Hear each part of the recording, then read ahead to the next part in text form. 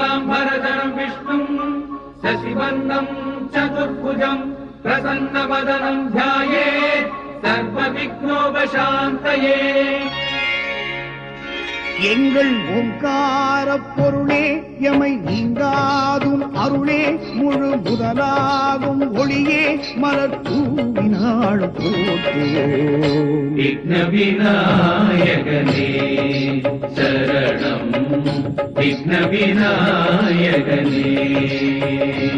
எங்கள் ஓங்கார பொருளே எமை நீங்காதும் அருளே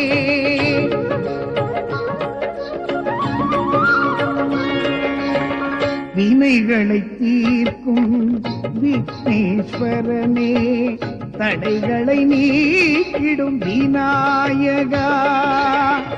வானவர் வாழ்த்த அசுரரை வெல்லுவாய் மானிடர் வாழ்ந்திட பரம்பர தருவாய் ஞானமும் செல்வமும் நீரே. ஜெய் ஜெய் கணபதி ஜெய் ஜெய் கணபதி ஜெய் ஜெய் கணபதி ஜெய் ஜெய் கணபதி. ஓங்கார பொருளே எமை நீங்காதும் அருளே முழு முதலாகும் ஒளியே மலர் தூவினாள் போற்றுவோம். விக்ன விநாயகனே சரணம் விக்ன விநாயகனே. எங்கள் ஓங்கார பொருளே எமை நீங்காதும் அருளே. நானே பிரம்மமாக இருக்கும் போது எனக்கென்று ஒரு இறைவன் ஏது? ஜனகமண்ணா, தத்துவங்களை தவறாக புரிந்து கொண்டமையால் புத்தி இல்லாமல் பதற்றுகிறாய். ஆத்ம ஞானம் பெற்றவன் என்ற அகந்தையால் அதை தந்த ஆண்டவனையே அவமதிக்கிறாய். நானே பிரம்மம் என்று கூறிக்கொள்ளும் உனக்கு உன் செயலால் ஆகக்கூடியது எதுவுமில்லை என்று உணர்த்துகிறேன். வருகிறேன். நாராயண நாராயண. பூரணத்தில் தோன்றி பூரணமாய் விளங்கும் கஜானன மூர்த்தியே, அனாதி முக்தராய் நித்திய ஆனந்தராய் அத்வைத தத்துவமாய் விளங்கும் கணாதிபரே, சர்வ காரணகர்த்தாவான நிர்குண சுரூபமே, வணங்குகிறேன் ஐயனே, வணங்குகிறேன். நாரதரே, இன்று உங்கள் வாழ்த்துக்கள் அனைத்தும் தத்துவமயமாக விளங்குகிறது. இதற்கு பின்னால் ஏதோ ஒரு விவகாரம் இருப்பது போல் தெரிகிறதே. பரமமூர்த்தியான தங்களுக்கு தெரியாதது ஏதேனும் உண்டா பிரபு? பிரம்ம தத்துவத்தை தவறாக புரிந்து கொண்ட ஒருவருக்கு சரியாக எடுத்துச் சொல்லி புத்தி புகட்ட வேண்டும் என்று தங்களை வேண்டிக் கொள்ளத்தான் வந்தேன். தத்துவத்தை புரிந்து கொள்வது அவ்வளவு எளிதான காரியமல்ல நாரதரே. அவரவர் குணத்திற்கும் இயல்பிற்கும் தகுந்தபடி மாறத்தான் செய்யும். இதில் வியப்பதற்கு ஏதுமில்லை. தாங்கள் சொல்வதின் பொருள் விளங்கவில்லையே பிரபு. என்னை நிர்குணன் என்கிறீர்களே, எதற்காக? குணங்களையெல்லாம் கடந்தவர் என்பதால். குணங்கள் என்பன எவை? சத்வம், ராஜசம், தாமசம். சத்துவ குணங்கள் என்ன? எந்த நிலையிலும் பண்பு மாறாமல் வாழ்தல், இன்பம் துன்பம் இரண்டையுமே சமமாக கருதி அதை ஏற்றுக்கொள்ளுதல், பற்றுக்கள் ஏதும் தன்னை பற்றாத வண்ணம் இறைவனை பற்றிக் கொள்ளுதல், இவையெல்லாம் சத்வகுணம். ராஜச குணம் என்றால் என்ன? என்னை எவராலும் ஏதும் செய்துவிட முடியாது என்ற அகங்காரம், நான் எது செய்தாலும் யாரும் அதை எதிர்த்து பேசக்கூடாது என்ற ஆணவம், பிறரை மதிக்காத அலட்சியம், வீண் ஆடம்பரம், அதிகார வெறி, மூர்க்கத்தனம், இவையெல்லாம் ராஜசகுணம். தாமசம் என்றால் என்ன? எதையுமே செய்யாமல் எந்த முயற்சியிலும் ஈடுபடாமல் எல்லாமே தனக்கு கிடைக்க வேண்டும் என்று எண்ணுகின்ற சோம்பல் குணம். எதையுமே புரிந்து கொள்ள முடியாத மந்த புத்தி, தானே தனக்கொரு சுமையாகிவிட்ட சங்கடமான நிலை, இவையெல்லாம் தாமச குணம். இந்த மூன்றில் ஏதோ ஒன்றுதானே ஒருவனிடம் மிகையாக இருக்க முடியும். அதன் தன்மைக்கேற்ப அவன் அந்த தத்துவங்களை தனக்கு சாதகமாக்கிக் கொள்வது இயல்புதானே. எப்படி? அகம் பிரம்மாஸ்மி, நான் அதுவாக இருக்கிறேன் என்பதை சத்துவ குணமுள்ளவன் நானும் பிரம்மம், நான் காணும் யாவும் பிரம்மம் என்று எடுத்துக் கொள்கிறான். ராஜச குணமுள்ளவன் நான் மட்டுமே பிரம்மம் என்கிறான். தாமச குணமுள்ளவனை பற்றி பிரச்சனையே இல்லை. யார் பிரம்மமானாலும் எனக்கென்ன என்று இருந்து விடுகிறான். பிரபு, ஏன் இந்த ஆச்சரியம்? இதில் ஜனகன் யார் என்பதை இப்போது தாங்களே தீர்மானித்துக் கொள்ளலாமே. அவர் அவர் மகா ஞானி என்று கொண்டாடப்படுகிறார். இருந்தாலும் அவர் ராஜசகுணம் கொண்டவர்தானா பிரபு? ராஜரிஷி அல்லவா, அதனால் அவருக்கு அதன் சாயல் இருக்கத்தானே செய்யும். சுகமுனிவருக்கே ஞானத்தை உபதேசித்த ஜனகர் அவரின் தவறான தத்துவத்தால் தன்னுடைய தகுதியை இழக்கலாமா பிரபு? அவருக்கு பிரம்மம் என்பதின் உண்மை தத்துவத்தை விளக்கி அருள் புரிய வேண்டும் பிரபு. அவ்வாறே ஆகட்டும்.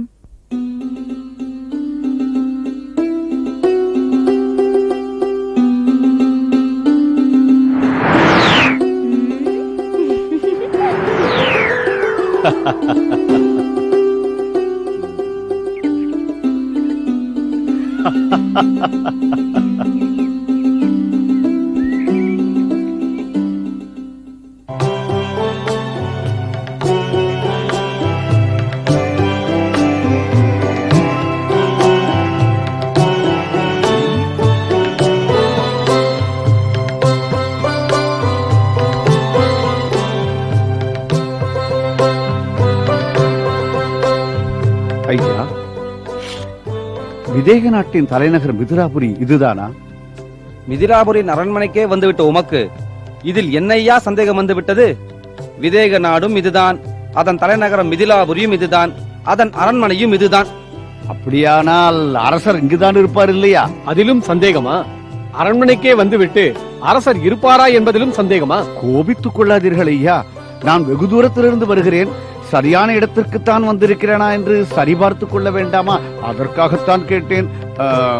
ஜனக மகாராஜா இங்குதானே இருக்கிறார். ஏதேது போகிற போக்கை பார்த்தால் இந்த அந்தனர் நாம் எல்லாம் இந்த அரண்மனையின் உண்மையான காவலர்கள் தானா என்று கூட சந்தேகிப்பார் போல் இருக்கிறதே. அது கூட பரவாயில்லை, மனிதர்கள் தானா என்று கூட சந்தேகப்படுவார் போல் தெரிகிறதே. அதில் ஒன்றும் தவறில்லை அப்பா. என்ன? நானும் பிரம்மம், நீங்களும் பிரம்மம். பிரம்மத்தை பார்க்கும் பொழுது மனிதர்கள் தெரிய மாட்டார்கள், மனிதனை பார்க்கும் பொழுது பிரம்மம் தெரியாது. ஏதாவது புரிகிறதா? ஒன்று மட்டும் தெளிவாக புரிகிறது. என்னது? இந்த மனிதன் நிச்சயம் பைத்தியம் போல் தெரிகிறது. சத்தம் போட்டு பேசாதே. ஏன்? நமது மாமன்னர் கூட இதே போல்தான் பிரம்மம் அது இது என்று பேசிக் கொண்டிருக்கிறார். நாம் இவரை பைத்தியம் என்று குறிப்பிட போய் அது நமது மன்னரை குறிப்பதாக ஆகிவிடப் போகிறது. என்ன ஆயிற்று உங்களுக்கு? ஏதோ பைத்தியத்தை கண்டவர்கள் போல் பதறி போய் பேசிக் கொண்டிருக்கிறீர்கள். யார் பைத்தியம்? நிச்சயமாக நீர் பைத்தியம் அல்ல, விடும். அதுதானே பார்த்தேன். பிரம்மம் எப்படி பைத்தியமாக இருக்க முடியும்? ஐயா போதும், உமக்கு என்ன வேண்டும் அதை மட்டும் சொல்லும். பசி அப்பா, பசி, அகோர பசி. என்ன பசியா? என் பசிக்கு உணவு தேடிதான் இங்கு வந்தேன். அடங்காத பசி, தாங்க முடியாத பசி. நான் மட்டும் ஒரு அசுர பிறவியாக இருந்திருந்தால் என்னுடைய பசிக்கு உங்களையே எடுத்து நான் விழுங்கி இருப்பேன். நீங்கள் ஏன் பயப்படுகிறீர்கள்? நான் ஒரு அப்பாவி அந்தணன். எந்தெந்த நாட்டிற்கும் சென்று என் பசிக்கு உணவு கிடைக்காததால் இந்த நாட்டிற்கு வந்தேன். இங்காவது என் பசிக்கு உணவு கிடைக்குமா? பெரியவரே, என்ன நினைத்துக் கொண்டு இந்த வார்த்தையை கேட்டுவிட்டீர்? இது வாரி வாரி வழங்கும் விதேக நாடு. நீர் நிற்பது கேட்டதெல்லாம் அள்ளிக் கொடுக்கும் மிதிலாபுரி. இங்கு ஆட்சி செய்பவர் யார் தெரியுமா? மாமன்னர் பிரம்மரிஷி ஜனக மகாராஜா. அதெல்லாம் தெரிந்து கொண்டுதானையா இங்கு வந்திருக்கிறேன். ஏன் மறுபடியும் மறுபடியும் அதையே சொல்லிக் கொண்டிருக்கிறீர்கள்? நீ சொல்வதை பார்த்தால் அதையெல்லாம் மறந்துவிட்டார் போல் அல்லவா தெரிகிறது. அதனால் தான் நினைவுபடுத்தினோம். உமது பசியை பற்றி எமது மன்னரிடம் சொன்ன மறுகணம் வயிறு புடைக்க தின்றதால் திணறிக்கொண்டு ஐயோ வயிறு வலிக்கிறதே என்று அலறிக்கொண்டு வரப்போகிறீர் பாரும்.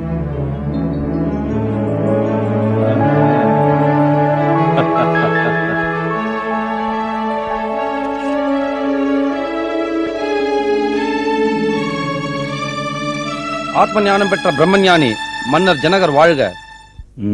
என்ன செய்தி? தங்களை காண ஒரு வேதியர் வந்திருக்கிறார். பசி பசி என்று தவிக்கிறார். என்ன?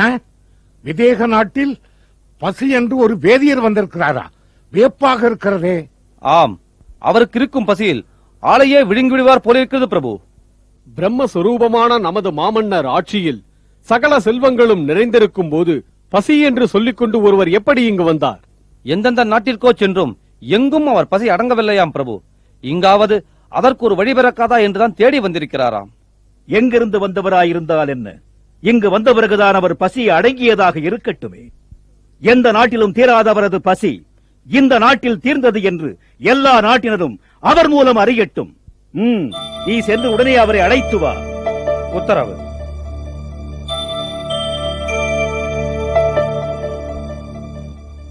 அரசே, வந்திருக்கும் வேதியர் நம் நாட்டைச் சேர்ந்தவராக இருக்க முடியாது. இந்த நாட்டில் பிறந்தவராக இருந்தால் ஒருவருக்கு பசி என்ற உணர்வே இருந்திருக்க முடியாதே. எங்கே பிரம்மம்? எங்கே பிரம்மம்? எங்கே பிரம்மம்? எங்கே பிரம்மம்? எங்கே பிரம்மம்? வேதியரே, யாரை கேட்கிறீர்? இது என்ன கேள்வி? பிரம்மம் என்றால் ஜனகர், ஜனகர் என்றால் பிரம்மம். நான் பிரம்மத்தை தேடுகிறேன் என்றால் ஜனகரை தேடுகிறேன் என்றுதானே பொருள். முதலில் சபை மரியாதை என்னவென்பதை அறிந்து அதை கடைப்பிடியுங்கள். என்ன சொல்கிறீர்கள்? அரசர் சன்னிதானத்துக்கு வந்தால் முதலில் அவருக்கு வாழ்த்து கூறி வணங்க வேண்டும் என்பது உமக்கு தெரியாதா? ஓஹோ, நான் ஏதோ தவறான இடத்திற்கு வந்து விட்டேன் போல் தோன்றுகிறது. இங்கும் என் பசி தீரப்போவதில்லை. நான் வருகிறேன். நில்லுங்கள் வேதியரே. ஏன் வீண் சந்தேகம்? உங்கள் பசியை நான் தீர்த்து வைக்கிறேன். நான் தீர்த்து வைக்கிறேன். நான் தீர்த்து வைக்கிறேன். நான் தீர்த்து வைக்கிறேன். ஆஹா ஆஹா, இந்த வார்த்தையை பிரம்மமாக இருக்கும் ஒருவரால் தான் இவ்வளவு உறுதியாக சொல்ல முடியும். பிறகு ஏன் அவர் இப்படி சொல்லுகிறார்? என்ன சொல்கிறார்? சம்பிரதாயப்படி வணங்க வேண்டும் என்கிறாரே. அதுதானே மரபு. அதனால் தானே அதை சொன்னேன். பிரம்மமாக இருப்பவர் தானும் யாரையும் வணங்க மாட்டார், தன்னை யாரும் வணங்குவதையும் விரும்ப மாட்டார். அதுதானே பிரம்மத்தின் அடையாளம். வேண்டுமென்றால் சரியா தவறா என்று அவரையே கேட்டு தெரிந்து கொள்ளுங்கள். ஆமாம், சரிதான். தானே பிரம்மமாயிருப்பவன் எவரையும் வணங்க தேவையில்லை. பார்த்தீர்களா? தான் யாரையும் வணங்க தேவையில்லை என்ற பிறகு தன்னையும் யாரும் வணங்க தேவையில்லை என்ற ஞானத்தை அவர் அடைந்து விட்டார். என்ன, நான் சொல்வது சரிதானே? ஆமாம் ஆமாம். இறைவன் என்று ஒருவன் உண்டு என்பதும் அவன் நமக்கு தேவையானதையெல்லாம் தருவான் என்பதும் ஞானத்தை பூரணமாக உணராதவர்கள் பேசும் பேச்சல்லவா? அறியாமையால் ஏற்படுகின்ற அசட்டு நம்பிக்கை அல்லவா? இப்படிப்பட்டவர்கள் தானே இது போன்ற சம்பிரதாயங்களை எல்லாம் அதிகமாக எதிர்பார்க்கிறார்கள். என்ன, நான் சொல்வது சரிதானே? ஆமாம் ஆமாம். பிரம்மத்தை உணர்ந்தவனுக்கு இறைவன் ஏது? பார்த்தீர்களா? பிரம்மத்தை உணர்ந்தவருக்கு இறைவன் இல்லை என்று ஆகிவிட்ட பொழுது பிரம்மமாக மாறிவிட்ட மாமன்னருக்கு சம்பிரதாயங்கள் எதற்கு என்பது புரியவில்லையா? ஆனால் ஆகாவிட்டால் என்று பேசிக் கொண்டிருக்கிறீர்களே தவிர என்னுடைய பசியை தீர்த்து வைக்க வேண்டும் என்பது யாருக்குமே புரியவில்லையே. பசி தீ என்னை எரித்துக் கொண்டிருக்கிறது என்பது உங்களுக்கு தெரியவில்லையே. அப்படியெல்லாம் ஒன்றுமில்லை. இப்பொழுதே உங்களுக்கு உணவு தர ஏற்பாடு செய்கிறேன். அரண்மனை விருந்தால் உங்கள் வயிற்றின் அக்னி தணிந்த பிறகு நாம் ஆற அமர உரையாடலாம். பிரதானியாரே, நமது விருந்தினராக வந்திருக்கும் இந்த அந்தணருக்கு போதும் போதும் என்று சொல்லும் அளவிற்கு போஜனம் அளியுங்கள். அது மட்டுமல்ல, இவர் நமது மதிப்பிற்குரிய அரசாங்க விருந்தினர் என்பதையும் பரிசாரகர்களுக்கு அறிவித்து விடுங்கள். உத்தரவு.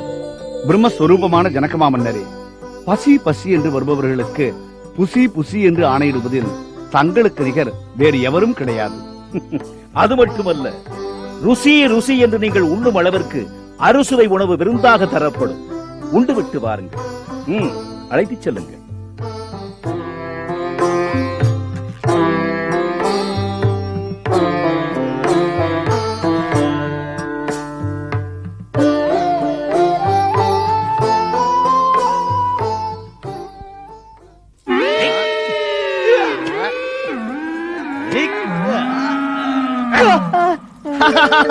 வெற்றி வெற்றி வெற்றி.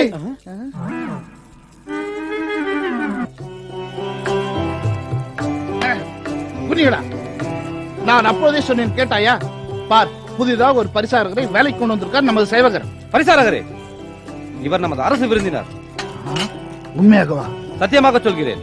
அரசரே இவரை சுட்டிக்காட்டி அரசு விருந்தினருக்குரிய முறையில் அறுசுவை உணவுகள் படைக்கப்பட வேண்டும் என்று உத்தரவிட்டிருக்கிறார். பார்த்தால் பராரியை போல் தோன்றுகிறார். இவர் நமது அரசு விருந்தினராம். இவருக்கு ராஜ விருந்தா? பார்த்தால் பல நாள் பட்னி கிடந்தவன் போல் தெரிகிறான். இவனுக்கு ருசி வேறு தெரிய போகிறதோ?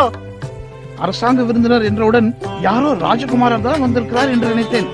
ஆனால் இவரை பார்த்தால் ஆண்டி பண்டாரம் போல அல்லவா இருக்கிறார். இவனுக்கு ராஜோபச்சாரம் வேறா? ஒட்டிய வயிற்றில் ஒருபடி சாதம் போய் விழுந்தவுடன் மயங்கி விடுவார் போல் இருக்கிறதே. அவ்வளவு ஏன், தலைவாழை இலையை போட்டு அதில் வரிசையாக பார்த்தங்களை வைத்தவுடன் அதை பார்த்தே மயங்கி விழுந்து விட போகிறார் பாரு. இவருக்கெல்லாம் தலைவாழை இலை ஒரு கேடா? ஒரு தையல் இலை போட்டு அதில் ஒருபடி சாதம் போட்டால் போதாதா? பரிசாரகரே, பார்த்து நடந்து கொள்ளும். இவர் நமது மன்னரிடம் ஒரே நாளில் மிகுந்த செல்வாக்கை பெற்று விட்டவர். உங்களை பற்றி ஒரு வார்த்தை சொன்னால் போதும், உள்ள வேலைக்கு தொல்லை வந்துடும். ஜாக்கிரதை. நாராயணா,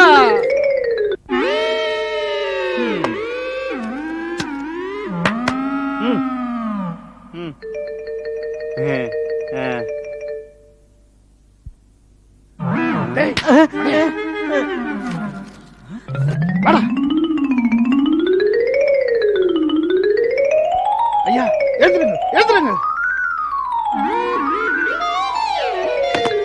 அமருங்க, அமருங்க.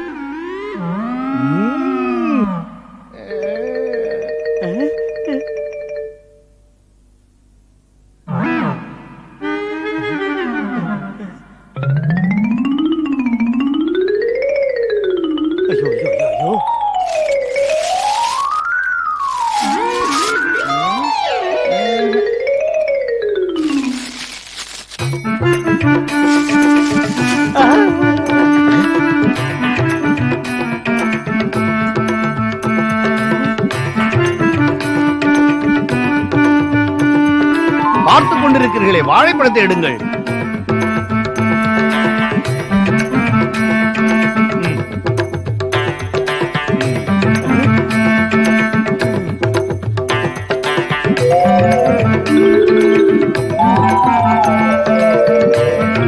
பசி பசி பசி தீரவில்லையே. என்ன பார்த்துக் கொண்டிருக்கிறீர்கள்? யானை பசிக்கு சோழ பொரியா? கொண்டு வாருங்கள், கொண்டு வாருங்கள்.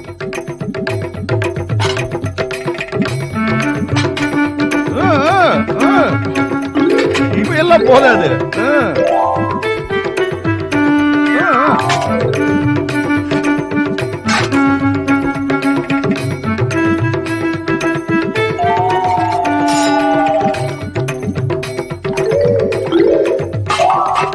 இருப்பதை எல்லாம் கொண்டு வாருங்கள்.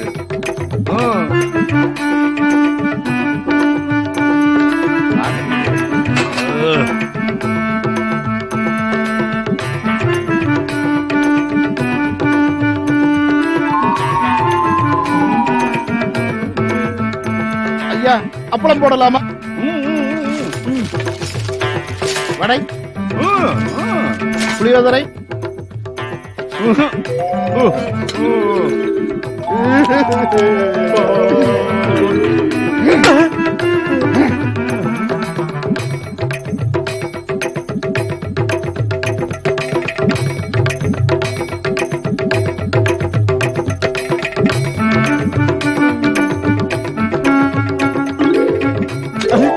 பசி இருப்பதை எடுத்து வாருங்கள், போங்கள். சீக்கிரம்.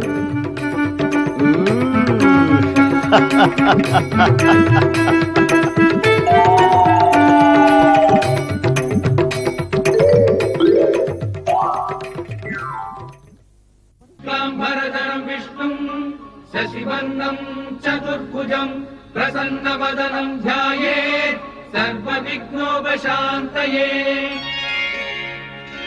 எங்கள் ஓங்கார பொருளே எமை நீங்காதும் அருளே முழு முதலாகும் ஒளியே மலர் தூவினாள் போற்றுவோம். விக்ன விநாயகனே சரணம், விக்ன விநாயகனே. எங்கள் ஓங்கார பொருளே எமை நீங்காதும் அருளே